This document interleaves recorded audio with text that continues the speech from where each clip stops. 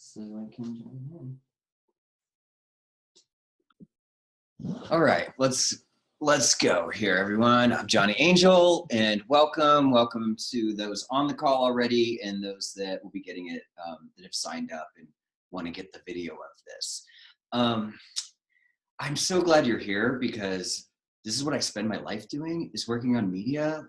I feel like books are like, it's the #1 package. It's that thing that speaks for you, even more than a movie. It can say things like, people read it, they know you, they get the ideas, it transforms the culture, and it's like that magic package.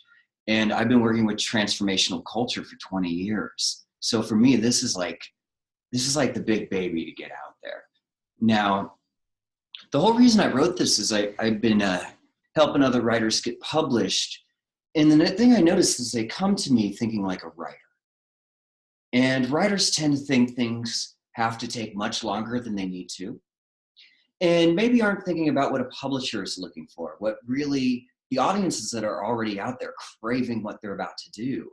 And maybe they can't even, they don't know how to articulate their vision that well. Okay, I want to see, can everyone hear me in the mess? Like, could someone in the chat just write that you can hear me before I go for a whole hour? Anyone, can you hear me?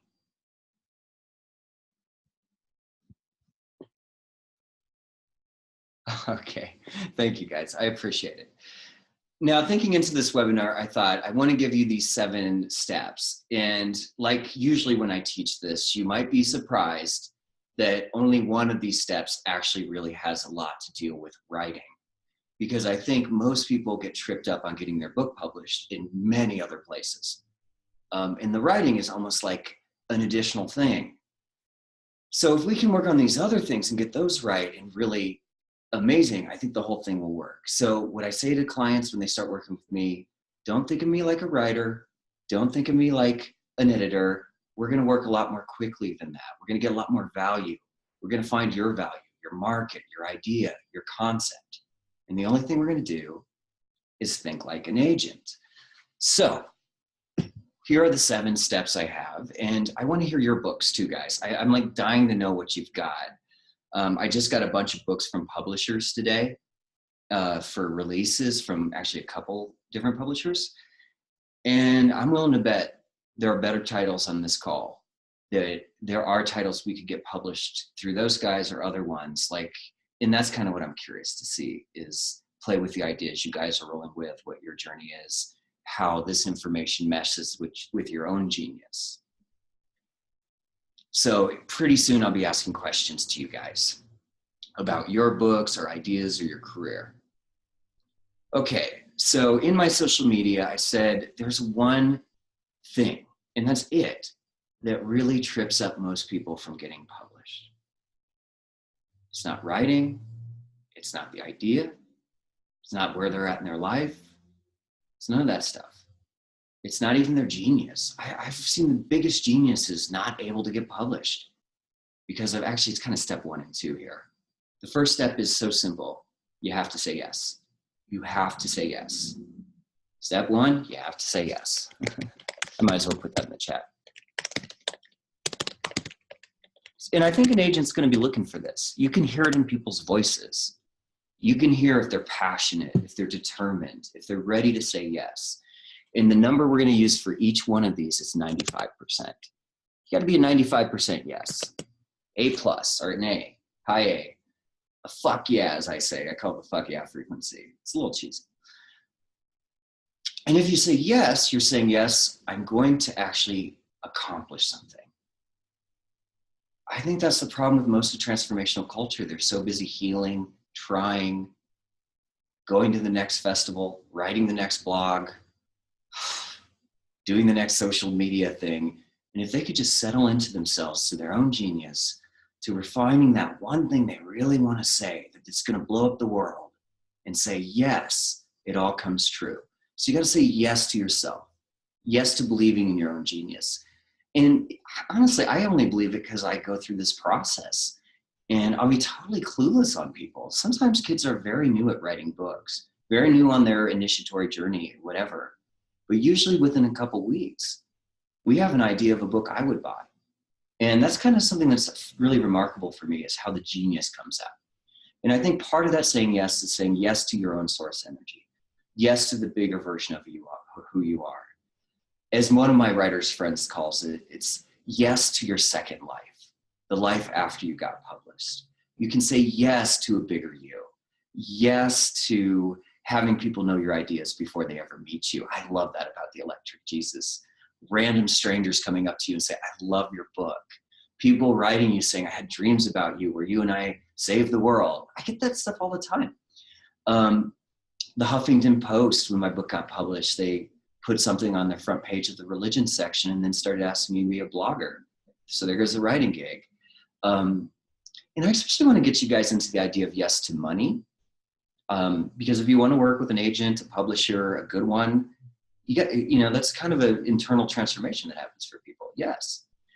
And I would say yes to a career of you making money, not just speaking, not just doing these things, but your book somehow, for a lot of people, will give your clients. And often you'll make sometimes just as much off clients as your book, because it's such a high quality value. They join up for your program, and your book is kind of that passport to get them to sign up, to connect with you as a conscious visionary and a life changer. So we'll be talking about that, especially as we talk about the niches and the solution that your book will involve, and how that might relate to a bigger program of yours. I kind of like to think of all my clients not just as writers, but as kind of like modern day intellectual superstars. And some of them end up doing music, some of them end up doing ceremonies, some of them end up doing this or that. But I like agenting the whole thing. And so you'll see as we build your book, it's with a bigger vision of how to agent your whole career and see you shine. So in the end, I think the thing you really have to say yes to is shining your genius on the world. Owning it yourself with help, with a coach, with an ally that can talk you through, and shining. So all you got to do is say yes. If you can say that 95% of the time, yes, there's the 5% where you hate your work, you hate your writing, this is miserable. I don't know if it would be a book if you didn't go through that a few times, because that's called the process. A little bit of contrast will lift you up to a higher vibrational, metaphorical level in your book. It's good, 5%. That's why it's 95, not 100. But I would say only 5% of people who want to write a book can do this. Really say yes to themselves, yes to completing this wonderful task. If all you do is say yes, it'll happen. But most people, I think, are stuck in this 85%. And so we'll get to step 2 here, which is, I know you have to do this. Choose your attitude.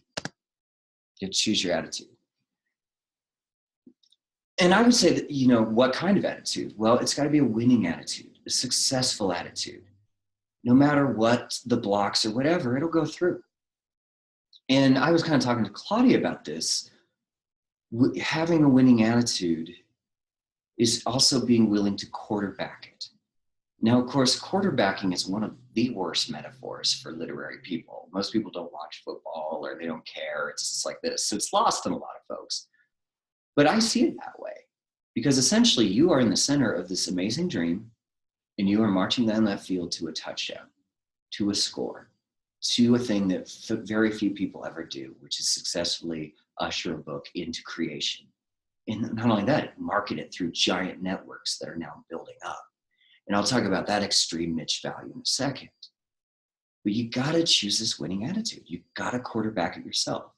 I know with any writer out there, if they just choose a winning attitude and work with me, step by step, we will get this down the field. But like I said, most people have this kind of 85% attitude to life. I call it the 85% guy, our gal, our transgender, the 85% guy. And I always think of Cheers, like Norm Peterson. I think that's most of our reality. It's people not being quite passionate, not quite like, I'm going to just throw in and do this thing. So if you choose that attitude, we will quarterback to it. But that's it. I really think, maybe this is why I'm doing this course, is I feel like a lot of the folks I'm working with are getting it. And there's a few folks out there that they have these best-selling titles. They would do so well. They already have huge careers, conscious visionaries, ace performers, but they can't settle in to say yes to what this dream that they've had for years. I don't know why, but tons of people like me and probably you guys, we want a book. I want to throw that down, say, look at my passport, read it, know me, know this culture, know this thing I'm writing about, get it like I get it, and share that wisdom. But a lot of these conscious visionaries, they're just kind of at the 85%. They're still too busy, still hustling, to this, to that, not the right timing. There's always this thing of like, in the future, I'll do this. When this one thing works out. I've been like that. A lot of people ask me, when is the Electric Jesus, the sequel coming out? And it wasn't until I started really doing this program that finally, after years, I'm committed. My next book's ready to go. And so, you know, I'm hoping there's kind of a catalyzing energy here that says you can do it now. You don't have to wait till the end of time. I'm always surprised at how books pick up, how ideas come through, even with people that are a little novice to it. And the visionaries out there that are already at the festivals, already have their ideas, already have that. If you can just settle in, say yes, choose a winning attitude, we can do it. And I don't ask for 95% of your time. I'd like less than 5%. Writing doesn't have to take a long time. And it can be a perennial book. It can be a really great book, a deep book, a significant book, and still a bestseller, and still can be done. I don't know. Books can be done in 3 months, 6 months. I think 6 months is good, 9 months, because it's still going to take. I'm a big fan of getting paid and getting you paid and having publishing, like marketing engines that will fire for you when it goes out. So that's why I don't do self-publishing too much. I like to market. I like to like pitch people, see if we get a little niche bidding war from different companies. So you get paid in advance, but then that tends to take 9 months to a year to go out. So that's why I like to get a book moving along, show if you think like an agent, it can go pretty quickly, and then get it published. So that 1 was say yes, 2 is choose your attitude. Now 3, I think you guys will you'll be getting into this because we're getting into details now. We're getting into well, what's the secret formula for this? And I have to say, like, first of all, it took me 15 years to get published. And then I learned how to write in an afternoon. I went to creative writing school. I was editor of the Prague Post. I did all these things, but I really didn't learn write until one afternoon. And that's something I teach in this program, and we'll address that as the last thing of this. But it took me 15 years to come up with this formula that's so simple. It's kind of ridiculous and stupid, but usually when I'm on a call with someone, it's those ideas where you're like, oh my God, that's so stupid, it just might work. Those are usually the 95% ideas. Those are the ones that really kick and roll because they've got a little bit of an attitude. So here's my super stupid formula for a best-selling book in your niche. And I'll talk about why that's so important. Now I was talking to a pretty well-published writer in my field a couple nights ago, and he was interested in me doing some type of agency for him, work with him, see what publishers would be interested in the idea he had. And I ran this idea of $1 million niches by him. And he seems totally confused. And I think this person's actually a better writer than I am, probably. But he's not, he didn't grow up doing media like me. He didn't start thinking about markets like I do. I'm obsessed with that stuff. I don't know why. Always been a media guy. Always loved to see where culture is rising. Maybe you guys are like that. Maybe your books are about certain cultures rising up and how they fuse. That's where we get into the niche. Well, he talked to me and he had no selling points for his book, except this is the sequel to the last one, which didn't sell as well as he wanted anyway. And I was like, well, if I was to pick this up, we need to get your $1 million niches down. You need to know who's going to buy this book. And this was, I don't want to get into it because he's just beginning. I'll keep that a secret. But by the end of the call, he suddenly saw that there were millions of people waiting for this book from different niches. But he didn't know that. And he didn't know how to approach a publisher like that, or a literary agent, or anybody, acquisitions editor. But, sorry, I'm getting a Zoom message here. But I think worst of all is he didn't know it for his book. So he couldn't embed his book with things that are going to ignite significance in niche markets that I think are huge now. And that's kind of this is my biggest argument right here, is a lot of these things that were totally counterculture and ghetto in the past are now huge subcultures that are rising. And I've been part of these. You guys probably have too. I'm so delighted to see this. And I'm so delighted that we can create media to go in there, be extremely successful, and expand that conversation in these niches. Each of these niches has what I call at least $1 million value for you. It means there are so many people passionate about it that there's $1 million worth of energetic value just in playing with these communities, probably even more. And if we hook up 3 or 4 of these communities in a smart, succinct way, you can reach these markets. And through your personality and your energy and your experience and your attitude and ideas, your leading edge. So I just want to guide you through some of these big niches through books that are in my house, books I'm representing in media, things like that. See what you guys think. I notice these are very healery books because that's a little bit of my entry point with some of these publishers, but I'll give you other examples too. Here's the Psychedelic Explorer's Guide. Huge perennial bestseller now for inner traditions. It hits this market that I just think is huge. It's psychedelic science, maps, all these people going to festivals. There's, I think, 9 million people that go to the Arrowhead kind of how to do drugs, how to do ayahuasca. There's the ayahuasca movement, all the journalism following ayahuasca, all the kids doing DMT, the sphere molecule. It all leads into this very simple guide. So I would say there are significant niches, $1 million niches within that one book. And yet it's still very kind of within one niche of psychedelics. Very smart. I do have issues with the cover. I also have issues a little bit with the subtitle, Safe, Therapeutic, and Sacred Journeys. So that's a different story. We'll get into title and concept in a bit. Extended Massive Orgasm, that's a whole Tantra thing. This actually solves a problem. I'm going to keep that till later. I thought this was a great one. The Ethical Slut. A practical guide to polyamory, open relationships, and other adventures. It's got a pretty cool title. This is my favorite niche. This is what Johnny really wants. I want books that are like concept books.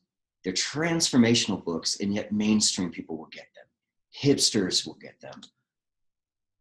I actually think maybe they could have done a little different title, but I understand what or a cover, but I get what they're doing. And it's a whole subculture that can kind of own the word slut and make it fun. There's a redefinition. There's an edge in this niche, which we'll get into, your leading edge. But this is exactly the kind of fuse book I love. It's hipster, it's mainstream, and it's this countercultural wealth of information. Along those lines in sexuality, I think this book did very well too. Urban Tantra by Barbara Carellis. Honestly, I don't think this book, the content of it, is any better than any other Tantra book I've read.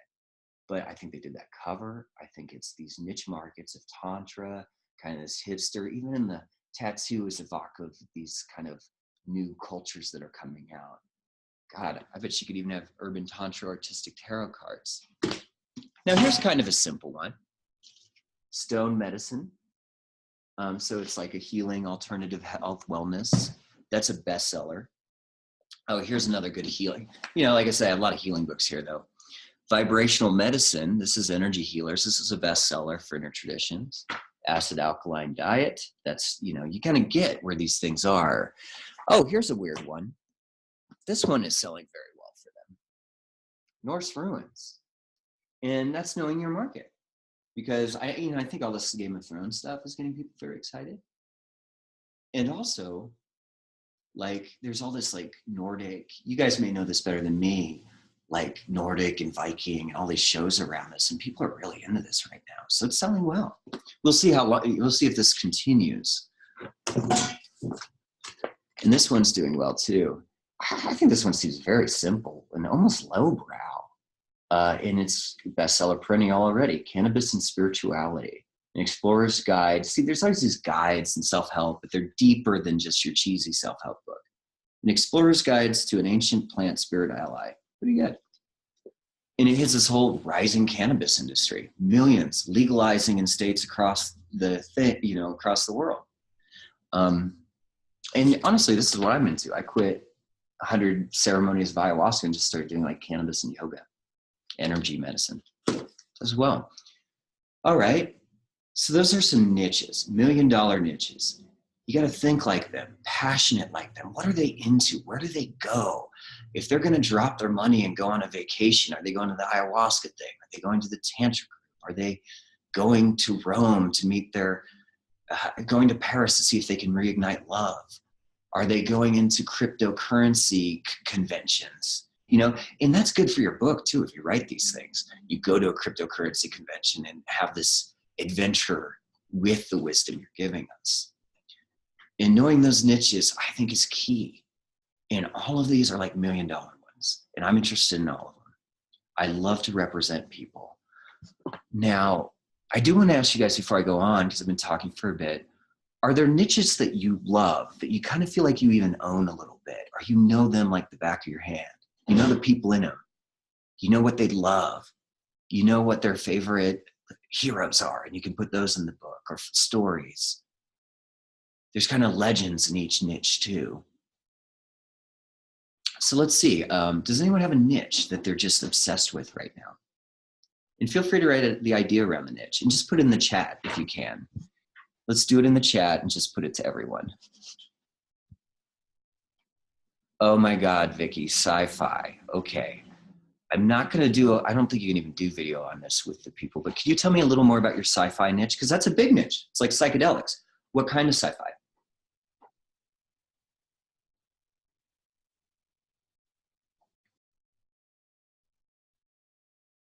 Like, are we talking, is this like a Blade Runner looking sci-fi?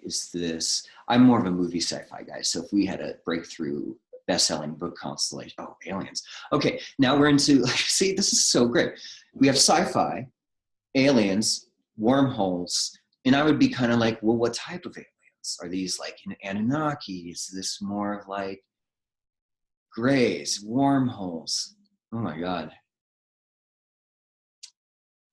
It's so funny you're saying these too, because I can sell this already. If we follow the formula, we can sell it, because aliens are huge, huge. First of all, Gaia, that's their biggest thing, is cosmic disclosure. Like, that's how they're making all their money these days. Inner Traditions, they just put out 3 different alien books. Connecting with Los Alamos and the detonation of the new Trinity. Yeah, and see, I feel like there's a through line I'd want to see. Like, what's your through line? Is this, it's fiction. Mm-hmm. See, and this gets even more important for fiction, because fiction, in all honesty, is harder to sell. And, I just talked to 2 publishers about that. And yet they do sell. In fact, that's some of my favorite reading. So, these market niches are going to be key for you, Vicky, because we got to kind of prove to a publisher, why is this going to sell? Why do people have to read this? And, when I see sci-fi, I'm sorry, but there are not good enough sci-fis in the world. So I'm always thinking movie option. And often when I'm thinking plot in people's books, it helps for them to think like a movie. And that's actually, that's how I should probably do one, think like a movie, and teach a little writing 1 hour thing on that. Like, if everyone wrote their books like they were a movie, I would have to edit a lot less. Your TV editor, perfect. So, and that's part of your pitch and your whole thing. I'm dying to know about your book, because there's specifics in there that are going to make this extremely unique. Thank you, Vicky. Is there anyone else that's kind enough to share their niches? And what I really liked from Vicky is one niche led to another. I think you've got niches like psychedelic science in there. People interested in the cosmos and all these things. But aliens is huge. All right, anyone else? Jay, Michael? Gosh, sci-fi. I don't know how I attract so much sci-fi. Everyone's probably a little trippy on this call. So, space, psychedelics. What else you got? Dreaming. Oh my God. See, I feel like I could sell this. There are not enough good books and movies like this. I've got my neighbor here inside. So I don't know what a niche is, honestly. Well, thank you, Jay. I don't either. I'm learning. But for me, niche is like, it's an organic living stratosphere, if you will. It's a culture, it's a community, it's a field, it's a market, it's a category. I'm going to send you something that I think, well, actually, since I work with Inner Traditions so closely, if you just go to innertraditions.com at some point, and I'll address this now and in the email I sent, innertraditions.com, look at the categories. When I started working for them, can you shut that door, Spirit Man? Is that cool? Thanks. When I started working for them, I was telling about their value, $1 million niches, how they're the leading edge, and they don't know it. That they don't know there are all these niches out here. Okay, so Jay, you gave me, who doesn't know niches? Who said that? Is that Jay? What niches? Bet, honestly, yeah, okay. Yeah, it's kind of category, really. And I'm thinking of sellable niches for you. So I'd look at what kind of sci-fi is this, kind of a Star Wars thing. Is it about Star Galactica? Is it this? Psychedelics, alien. Oof. Here, I'll give you another niche. Primal body, primal mind. This is beyond the paleo diet for total health and a longer life. These niches would be like health nuts, health gurus, people that are into clean eating, people are into slow food. You know, you find out like this is meat eaters, so they're going to eat meat. So obviously this is not a vegetarian niche. And it's kind of funny because there's like the alkaline diet that these kind of have similar niches and very different niches too. Like this one's going to be probably a little more vegetarian, vegan friendly. This is going to be a little more raw. This niche is going to, oh my God, organics, you know, organic. There's all these things. And if you really want to think about a great place to think about niches, it's Instagram. What categories are you hashtagging? Which fields? Inner Traditions, when you go to theirs, their niches that sell well tend to be ancient mysteries, shamanic, psychedelic, alternative health, and aliens. So that's their specific thing. And you'll notice when you look at publishers and their websites, they have their niches, you know, and then within that, you usually find or 6.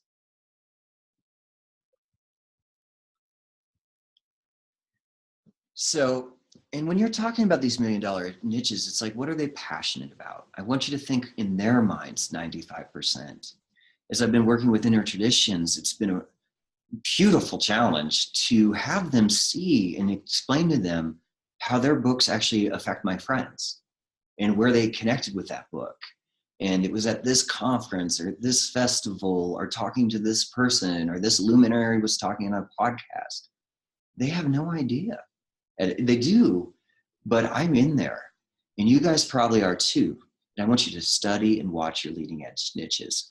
Honestly, I learned this a lot from people like Daniel Pinchbeck. His niches were like, if you've read Breaking Open the Head, hopefully a couple of you have here, or 2012. His next book, I think it's called How Soon Is Now? I think that's his next book. And at least his first ones were really fusing niches of psychedelics, media, and media criticism, which I'm huge about. Alternative currencies, alternative ways of living, Burning Man, alternative social structures. And he's now, of course, being Daniel, he's now looking into alternative sexuality in his next book and all these. I think he's a big systematic change.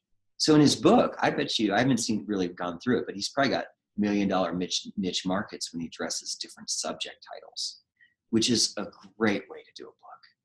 If we create what I'll call the $1 million kind of $1 million niche solution, you can then put those niches in your table of contents. It doesn't mean you're being cheap or marketing. It means you're talking to your communities. and those people pick up the book. We can actually take those chapters and put them in niche media, so you get promotion that way. Articles, podcasts, radio, the whole thing. Niches. And I help do that in breakthrough sessions and stuff if you're interested. Any other questions about niches or putting your own niche before we move into step, I think we're in step 4 now. Just give you a second.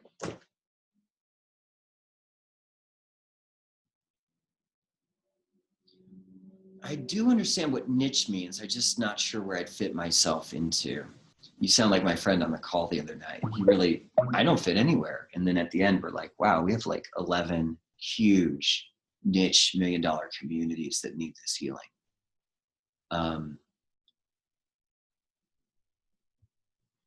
Sci-fi more on the lines of Naked Lunch. Isn't that hot? Well, Jay, what type of book? Do you have a title for your book? Do you have a field of your book? Can you give me anything?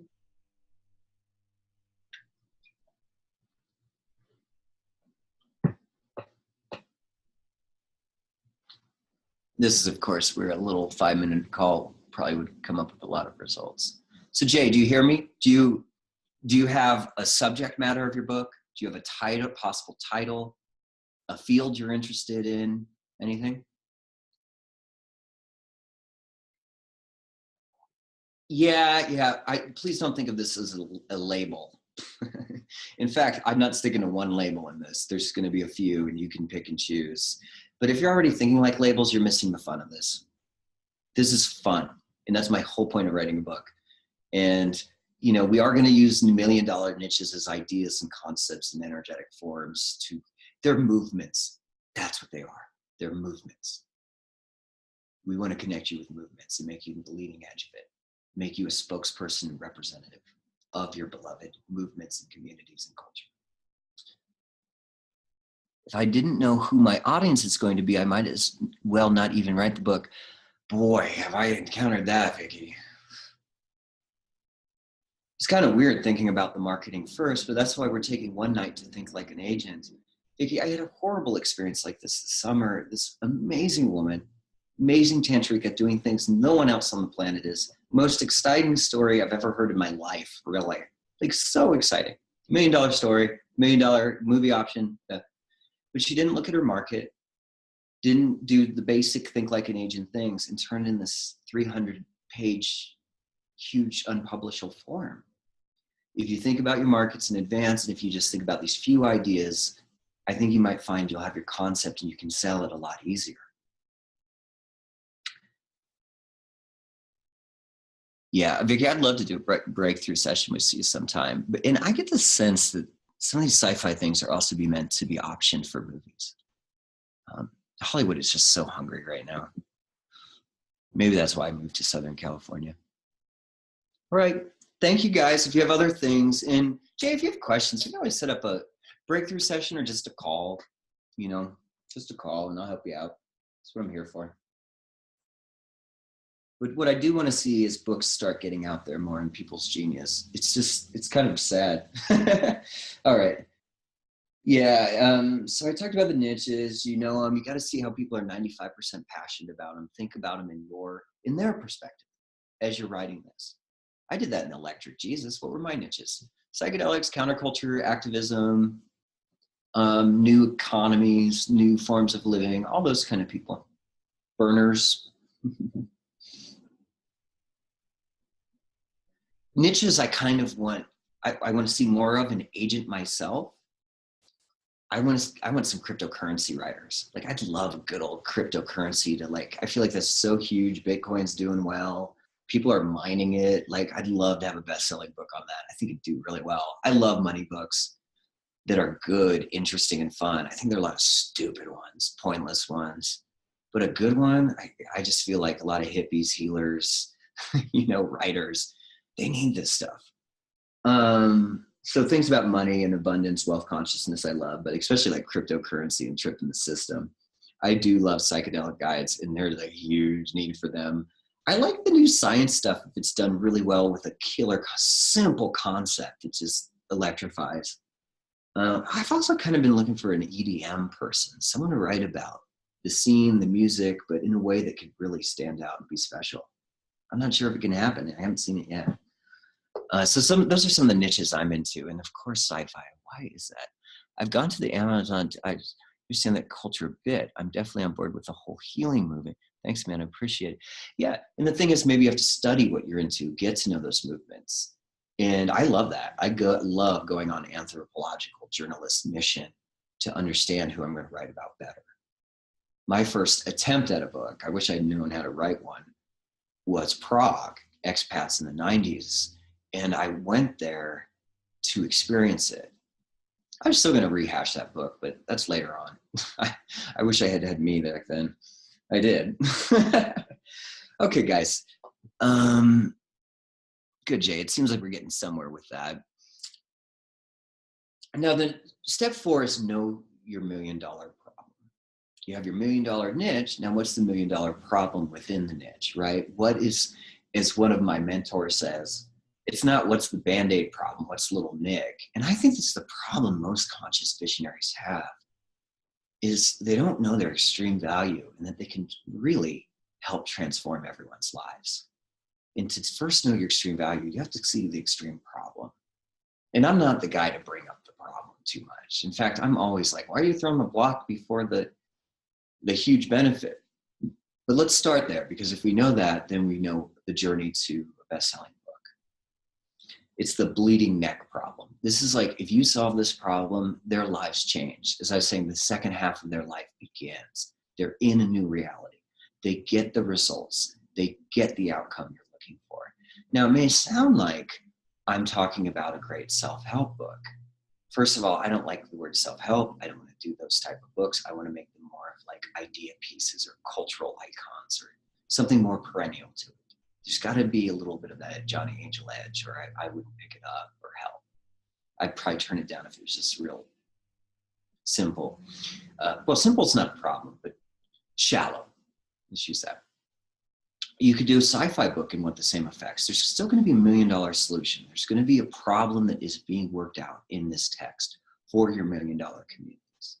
Even though it's artistic, even though it's genius, it's well crafted, there is a thought to this of like, why are so many people interested?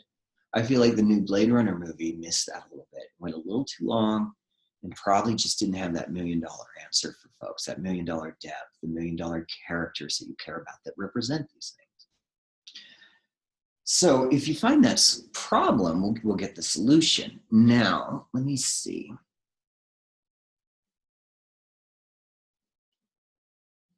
Let me see if I can find a problem for you. Here we got Tantric Secrets for Men. Sometimes it's good to show the solution, to show the problem. What every woman will want her man to know about enhancing sexual ecstasy. So I think the problem is people are feeling, oh gosh, this is my whole next book. Here, I'll give you my problem. For 10 years, I studied this thing I called inside of me that was the black bowling ball. That's what I called it in the Electric Jesus in my life. It was kind of a metaphorical thing. You know, it was anxiety, it was depression, it was heaviness, it was, everything. And I went to try to fix it. And I went on this huge journey. I thought I was going to write this book about the whole journey and all my past experience and what I suffered through and the whole thing. I'll probably still write some type of memoir about that later. But since I started this program, I realized I want to write my next book. People have been asking this for years. When they read The Electric Jesus, there's usually 2 things they write me about. One is aliens, for all you sci-fi people, because there's a couple alien things in there that are pretty strange even for me that happened. And the main one is they read about this black bowling ball, because I feel like everyone's got a black bowling ball. Oh, maybe it's like they feel a little suicidal, they're depressed, they're anxious, they don't feel like they can get done, the heaviness, all these things. And I would just call it vibrational density. Went through this horrible journey, and then what did I discover? It's vibrational density. In my whole theory, the $1 million problem is that people are trying to fix being energetically anemic. I believe we're really low on yang energy, super low on yang. And to pick your yang energy, you have to pick yin up too. But instead of fixing everything, trying, forcing, going to a million healing things, my whole next book is let's just fill you up with yang. Don't try to fix the wilted flower. Nurture and grow it and create 5 times the amount of energy. So now I'm getting into my miracle solution, which is 5 times yang in the whole premise of my book. But you can see the problem I have is everything. PTSD, vibrational density. Everyone's got it. And I'm going to put that in the book pretty early on so that people know, dude, you're going through this. We're going through this as a culture. We have for history. And guess what? Holy shit. I've been through this journey. I'm not going to tell you all the bad stuff because I'm going to give you the medicine. And it doesn't have to be this way. And we'll get into that future journey soon.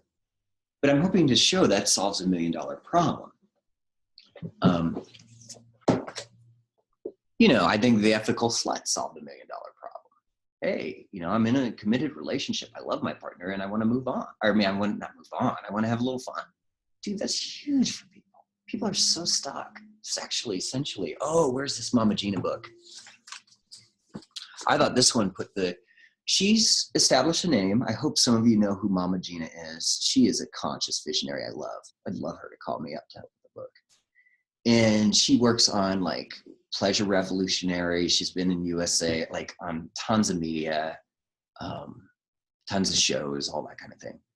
And her book simply says, this is riskier, but this is kind of like I said, I like books that she's taking kind of the tantra world, sexual healing world, all of these things and putting in a really sassy, hipster, but elegant way.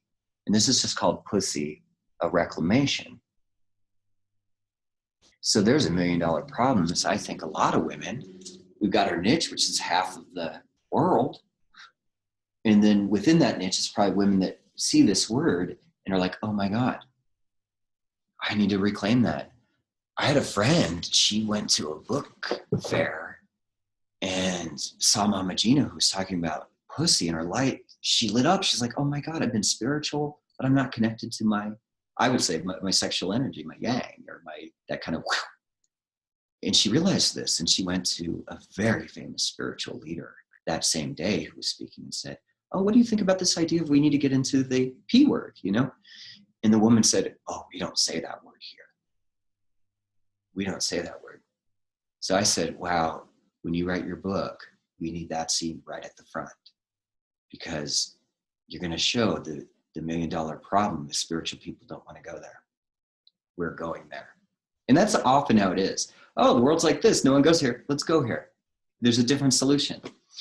What else was all these books are problem oriented, and you'll see even in your sci-fi movies, there's kind of a overall question being answered. This one's great. Old perennial for inner traditions, Stove Medicine, a Chinese medicinal guide to healing with gems and minerals. I think the $1 million problem here is, how do I work with gems and minerals? People are really into crystals. It's a huge thing. You can't go to any local town without finding a crystal store. The gem show is huge. And it kind of answers that $1 million problem. How do I that's probably a lot of the solution, is how do I become a master? Here's my problem, and you become a master. All right, you hotshots. Do any of you have $1 million problem out there?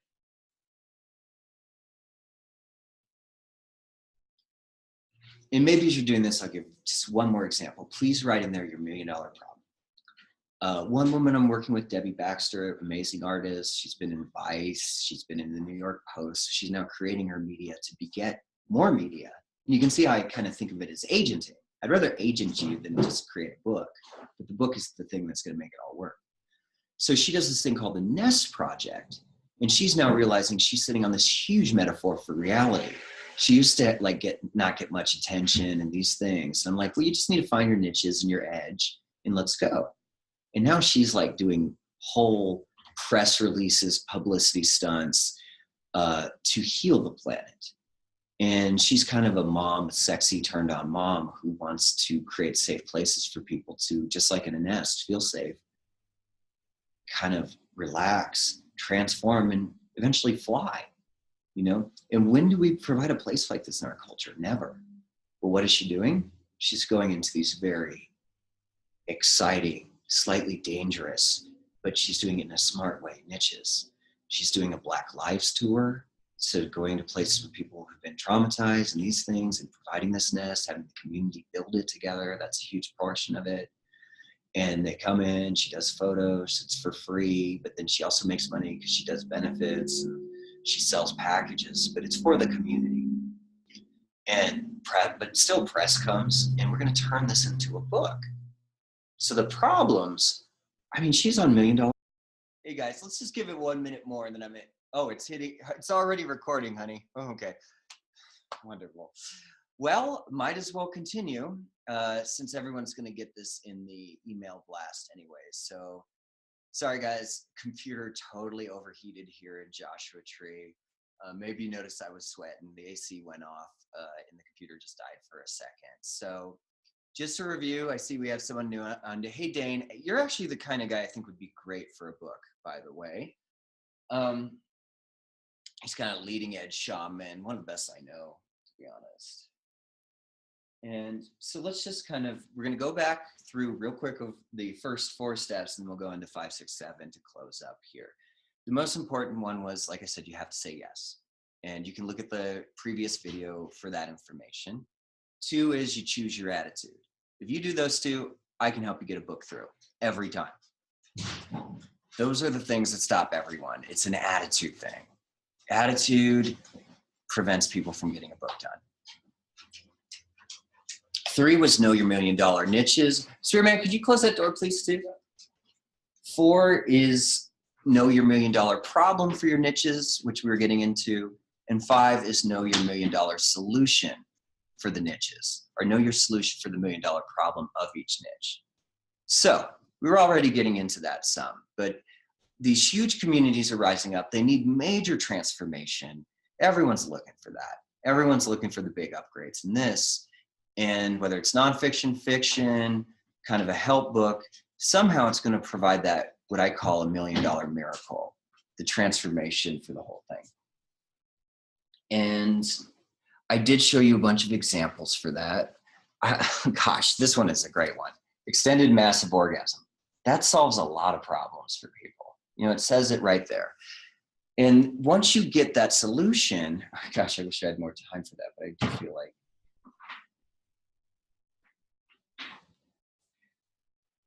Once you have that solution, we then come up with your best-selling concept and title and subtitle. That's how it goes. So I'll give you some examples of people I'm working with in their $1 million solution, or their solution for the $1 million problem in the $1 million niche. And this is our key to writing a best-selling book. So one person I'm working with, he came to me, was going to do all this stuff about his history and initiation, but it's already been done. There was nothing new. Oh, I'm trying to heal this. It was an 85 at best. And he finally admitted it. And I said, well, what are you into? Well, I'm into synchronicities. What about that? Da-da-da. How do they work? Da-da-da. How's it affected and changed your life truly and wholeheartedly and to 1,000,000%? He tells that. And then over time, this kid that had been like lifting concrete bricks as a construction job, we finally get a best-selling concept. And I think this is just what I was talking about. It fuses niches and it kind of sounds a little hipster. It's a little leading edge. And it was when we came up with the synchronicity effect. It can have science behind it. It's wisdom. I think people love synchronicities. They give the book, they pass to someone else because that's synchronicity. There's a whole niche of people who love synchronicities. How do I know this? Because I worked in a lot of places where I would connect with these communities. So we came up with the synchronicity effect. That's the title. And then you need that hit subtitle too sometimes. It felt like it needed something. Sync up with miracles. Best-selling title, best-selling tagline. Often one is subtle, one's a little more glamorous. One kind of is more metaphorical, one says what you get. That's pretty common. I'll give you some examples. Another person I'm working with, she came to me with like tarot and wanted to do tarot and had ideas about energy healing and yoga and turning a tarot deck. But it seemed a little bit like I've heard that before. And then she said, but I want to call it black and white medicine. And I helped her develop this, actually the brand name herself. Like we hadn't had a name. I'm like, what about black and white medicine? Oh yeah. And I think there's a huge market for people to integrate their black energy or black energy medicine, white energy medicine, and play with the different aspects of ourselves. She fit the energy medicine in there. She fit the tantric yoga stuff in there. They become the major arcana of this oracle. But now I think we can sell something. It looks higher end. I'm really into things that look a little more higher end than transformational cultures used to. It's a little more mainstream, a little more hipster, a little more like people that actually have money will buy the thing. And I've been looking for this tarot deck. We found some tarot decks that kind of look cool like this, but they don't solve the $1 million problem. This black and white energy medicine does. Here's some that I like of other authors. The 4-Hour Work Week by, Timothy Ferriss. I thought it was great. Escape the 9-to-5, live anywhere, and join the new rich. A little cheesy, a little too marketing for me, but you get the idea. It's a $1 million niche, $1 million solution. This is Malcolm Gladwell. He's really great at these idea concept books. And he has like David and Goliath, Underdogs, Misfits, and the Art of Battling Giants. How many underdogs are out there? David and Goliath, Underdogs, Misfits, and the Art of Battling Giants. I actually think he had a review of that title, and it was David and Goliath. This was like a third line in the book. You'll sometimes see that. The advantages of disadvantages. And I think everyone feels like an underdog. And he picked different niches in that book to cover, and it's a bestseller. And I use it all the time because it shows me how being an underdog is actually totally an advantage, totally transformed my way of thinking reality. And in the sense, that's what the best-selling concept is. It's a book that will totally transform people. I don't want to fake promise it. I want to give it and deliver it. And that's your $1 million value. That's your book. That's your transformation. And that's how I agent you beyond just being a writer, being a public speaker, a leader, a person that sells packages, all that thing. Now, I'm sorry that my computer burned out there from the heat. So we're missing a few of the other folks that were on here before. But do either of you guys have a best-selling title concept? Do you want to shop for a couple minutes? A minute or two? I'm curious if the sci-fi people have a title of their sci-fi. Those are often pretty fun. I don't think so, but so that's what I do in these sessions a lot, is help people come up with a title. I love it. I love it so much. More than energy healing, more than shamanism, more than this. I love a good media title. I love something that's going to go all the way. It's going to do the work for you, especially if you're a conscious visionary that's not known yet. Have a title that will do the work for you. I've always done that. So if you want a buddy to help you with that and guide you through the steps, I can do that. And then number 7, we've been through all these steps and not one of them's been about writing. And this is how to write a best-selling book. The final step I'd say is 95% extreme execution. 95% execution. And you learn my extreme writing techniques. They're very simple, really. I just say start using these before you start the book. Don't write 300 pages and then send it to me and I have to show you there aren't any active verbs hardly in the first 5 pages, 5 chapters, 500 pages. You know, there's very simple things to execute the writing. Table of contents, your storyline, your through line we've already worked on. That's going to be the $1 million solution, the transformation. It will be throughout the whole book. If we have that, we have a concept, we have a title, we can come up with chapters, teach you the extreme writing, and then I can help you, guide you, usher it right into touchdown, actually getting published. And like I said, all you got to do really is step 1. You got to say yes. Yes to showing up. Yes to quarterbacking your dreams. Yes to actually like shining your genius on the world. And for me, that's the whole purpose of a book. And that's why I love this stuff. I believe less work is more. I'd rather focus on the 5% of awesome people ready to show up and do something and see that hit, see that ignite, see it actually go out into the world than the 95% of people that talk about it at parties, festivals, and ceremonies. So that's the extreme book kind of think like an agent lessons today. I hope you learned some stuff. I apologize for the tech. I now know to put the AC on ultra drive when we do a Zoom because it's very hot. Kind of takes a lot of energy, I guess, and it can get your temperature up. But those are the 7 forms. If you're interested, I would love to do a 55-minute like breakthrough session with some of you cats out there. I will send it. You can either send me an email, you have that, but I'll send up a follow email with these 2 links. And really, especially if you want to work on a title, your concept, your niches, all the things we talked about today, just give me a ring. This is what I love to do.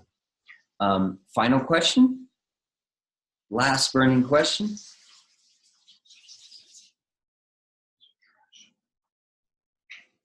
Okay.